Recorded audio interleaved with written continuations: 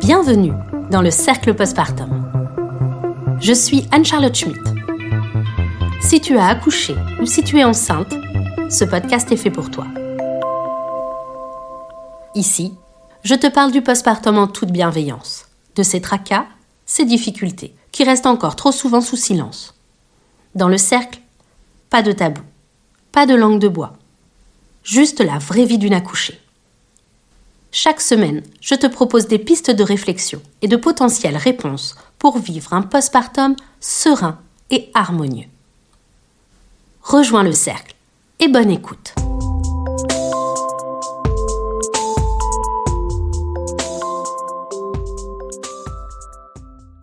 Avant de me lancer sur ce premier épisode, je tiens à souligner que tout ce que je raconte ici n'engage que moi. Mes conseils sont là pour vous guider, mais rien n'est à prendre au pied de la lettre. Chaque femme, chaque nouveau-né est différent. Chaque postpartum l'est d'autant plus.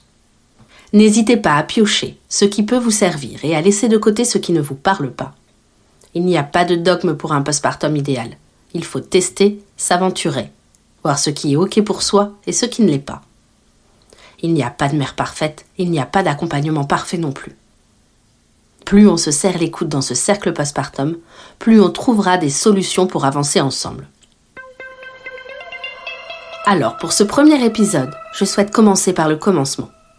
Le travail est terminé, bébé est né, et tu rentres sans transition dans une nouvelle phase, le postpartum.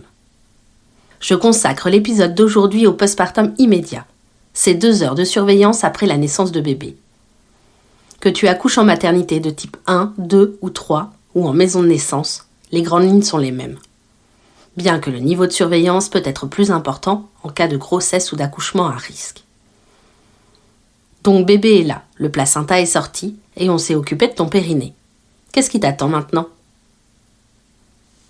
Eh bien, minimum 2 heures de surveillance en salle de naissance.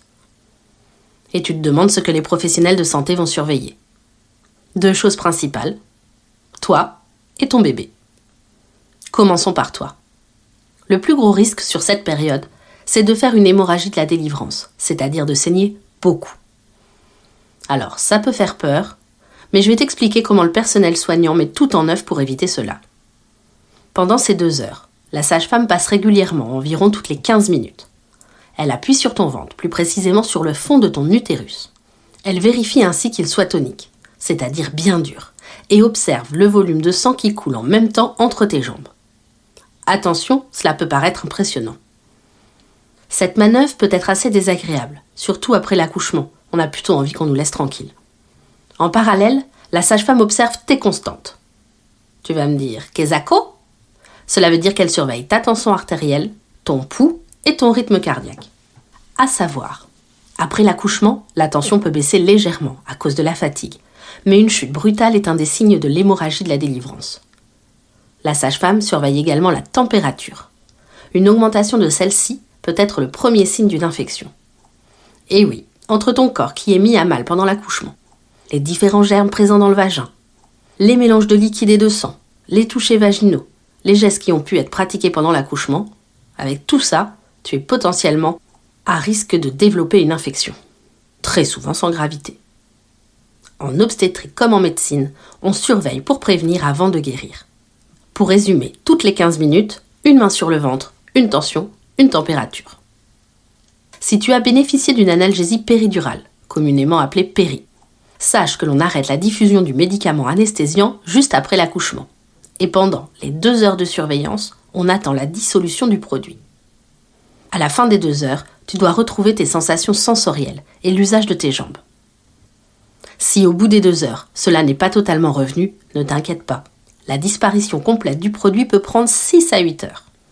Et si vraiment tu n'as pas récupéré la faculté de te mouvoir, soulever tes fesses et bouger tes pieds par exemple, l'équipe te gardera un peu plus longtemps en surveillance.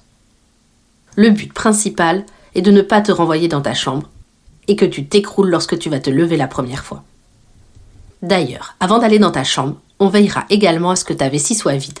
Soit tu es capable d'aller faire pipi, soit on te videra ta vessie à l'aide d'une toute petite sonde que l'on met et que l'on retire immédiatement. Et là tu me demandes, et pourquoi ça ? C'est simple. C'est une histoire de géographie. La vessie est très proche de l'utérus. Si elle est pleine, elle empêche l'utérus de se contracter correctement. Si l'utérus ne se contracte pas correctement, eh bien, suspense, il saigne. Et on en revient à ce que l'on surveille et que l'on cherche à éviter, le risque d'hémorragie de la délivrance. CQFD. Voilà la partie théorique qui te concerne. Passons du côté de bébé. Ce qui va intéresser les professionnels de santé en premier lieu, c'est son adaptation à la vie extra-utérine. Comment observe-t-on cela ? Il existe un score que l'on appelle le score d'Apgar, du nom de celle qui l'a inventé. Et oui, soyons fiers, c'est une femme. Alors ce score, concrètement, il consiste en l'observation de la respiration, de la coloration, du tonus, de la réactivité et de la fréquence cardiaque de bébé à 1 minute, 3 minutes, 5 minutes et 10 minutes après la naissance si besoin. Plus bébé a 2 points à ce score, plus il s'adapte bien à la vie extra-utérine. En sachant qu'une bonne adaptation à la vie extra-utérine dans les 10 premières minutes réduit de manière très significative les risques de complications par la suite. Juste pour préciser, vous ne verrez pas la sage-femme noter ce score en même temps qu'elle s'occupe de vous. Les sages-femmes, comme les auxiliaires, qui peuvent être également présentes, ont l'habitude et font ce score dans leur tête d'un simple regard. Pendant les 2 heures de surveillance, on va bien entendu continuer à observer bébé. Autre point important, on va surveiller sa température. Bébé passe d'un milieu liquide auto-chauffé à 37 degrés vers un milieu d'air ambiant plutôt froid. Et la transition n'est pas facile. Bébé doit apprendre à respirer, il doit apprendre à réguler sa température. Ça fait beaucoup de choses. Dans ces 2 heures de surveillance, il y a aussi pour bébé un examen important, le premier de sa vie, l'examen du nouveau-né. Il est réalisé soit par la sage-femme, soit par le pédiatre. C'est un check-up complet obligatoire, où l'on vérifie bébé de la tête aux pieds. On regarde son nombre de doigts, s'il n'y a pas d'anomalie. On regarde ses yeux, sa bouche, on écoute son cœur, on vérifie ses organes génitaux externes, bref, on l'observe intégralement. Moi, j'appelais ça l'inspection des travaux finis. Cet examen est souvent associé à l'application d'un collier ophtalmique, bien que ce ne soit plus le cas partout, car ce n'est pas dans les recommandations. Et l'administration de vitamine K. Voilà donc, succinctement, les points importants pour toi et bébé. Et là, tu te questionnes de nouveau.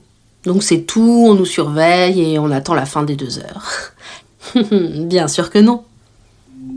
Je vais vous parler d'un sujet qui me tient particulièrement à cœur. Le pot à pot. Alors c'est quoi, le pot à pot ? C'est le fait d'installer bébé, si possible directement après la naissance, sur la peau de sa maman. Attention, le pot à pot ce n'est pas une lubie de bobo. Son efficacité n'est plus approuvée. Il est d'ailleurs reconnu et recommandé par les sociétés savantes du monde entier. Et nous pouvons nous réjouir de le voir se généraliser partout en France. Mais je pense qu'il est important de le démystifier et de l'expliquer concrètement afin de l'encourager pour que sa pratique devienne un automatisme. Donc, comment ça se passe ? Le pot à pot peut être immédiat si bébé a une bonne adaptation à la vie extra-utérine. On en revient toujours à la même chose. Pourquoi faire du pot à pot à la naissance ? Quels sont les bénéfices ? Eh bien, il y en a des tonnes. Cela aide bébé à réguler sa température. Nous en avons déjà parlé avant, c'est l'un des points principaux que l'on surveille. Ça l'aide également à réguler sa fréquence cardiaque et sa fréquence respiratoire. Ça aide pour une bonne adaptation à la vie utérine, soyons clairs. Ça l'aide aussi à réguler sa glycémie et son stress. Cela lui offre une transition douce entre la vie in utero et la vie extra-utérine. Cela favorise la première mise au sein en cas de souhait d'allaitement maternel, de par la proximité et par une augmentation de la production d'ocytocine chez la mère.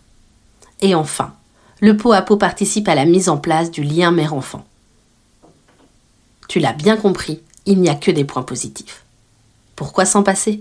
Mais attention, je tiens à souligner et surtout à ne pas culpabiliser les mamans qui, pour quelque raison que ce soit, ne peuvent pas réaliser ce pot à pot dès la naissance. Rien n'est perdu. Le pot à pot peut être réalisé une fois la maman et le bébé réunis, sans risque ni pour l'un ni pour l'autre. Il peut être fait en suite de couches, à la maison. Le pot à pot, ce n'est pas qu'une seule fois, c'est autant de fois que l'on le souhaite. Et si maman n'est pas disponible pour quelque raison que ce soit, l'accompagnant peut prendre le relais. Un pot à pot optimal est un pot à pot en toute sécurité. Cela ne se fait pas n'importe comment. Le premier frein pour la mise en place du pot à pot dans les maternités était simplement le fait que les professionnels avaient très peur de l'étouffement du nouveau-né contre le giron maternel. Si le pot à pot est bien pratiqué, c'est-à-dire si l'on exerce un pot à pot sécurisé, ce risque est infime. Alors un pot à pot sécurisé, qu'est-ce que c'est ? Et comment le faire ? Eh bien, c'est tout simplement un pot à pot qui respecte certaines règles. En premier, l'enfant est séché, essuyé et placé contre la peau de sa mère, qui est également sèche. On évite ainsi tout risque de refroidissement. Le bébé est placé au-dessus de la poitrine de sa mère et en aucun cas entre ses seins. Le bébé est positionné ventre à ventre, c'est-à-dire face à face avec son parent, avec la tête tournée d'un côté ou de l'autre.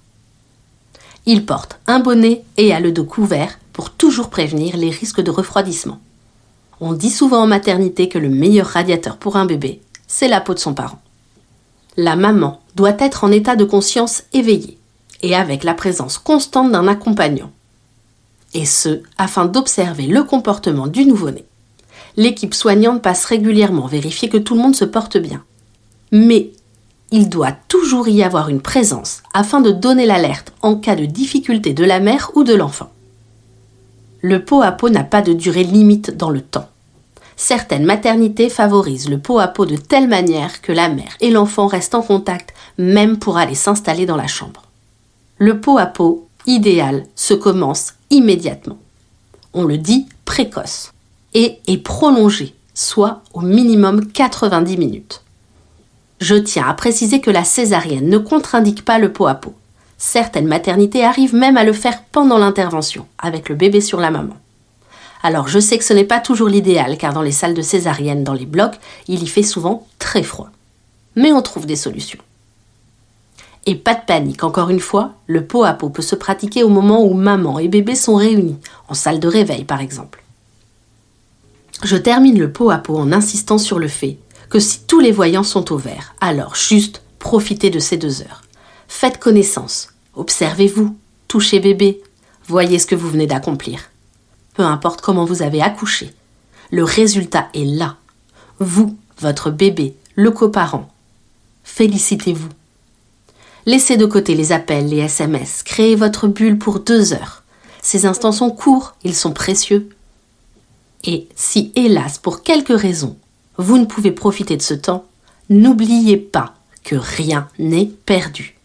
Vous pouvez recréer ce moment une fois réunis ensemble. Dans le cercle postpartum, pour que vous ayez accès aux informations qui vous intéressent sans vous encombrer de ce que vous n'avez pas besoin, j'ai décidé de traiter les points sur l'allaitement maternel dans des bonus à la suite de l'épisode. Si vous souhaitez allaiter ou si vous vous posez des questions sur l'allaitement maternel, alors n'hésitez pas à enchaîner cet épisode avec le bonus qui suit, l'allaitement en aparté.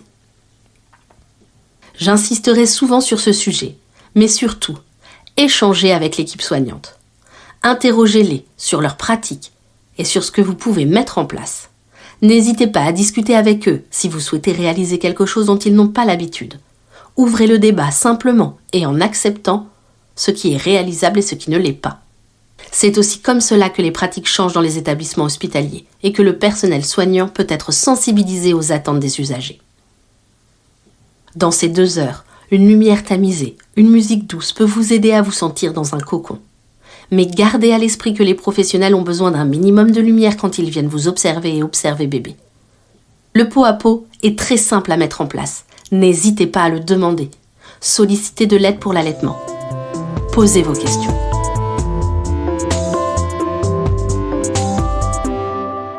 Merci d'avoir écouté cet épisode. J'espère sincèrement t'avoir apporté des réponses, ou du moins que tu as trouvé du réconfort.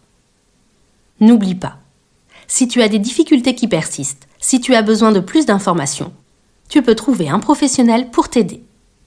S'entourer et ne jamais rester seul, c'est le secret du cercle. Si cet épisode t'a plu, n'hésite pas à le partager et à en parler autour de toi. Pour m'aider, tu peux laisser 5 étoiles sur ta plateforme d'écoute.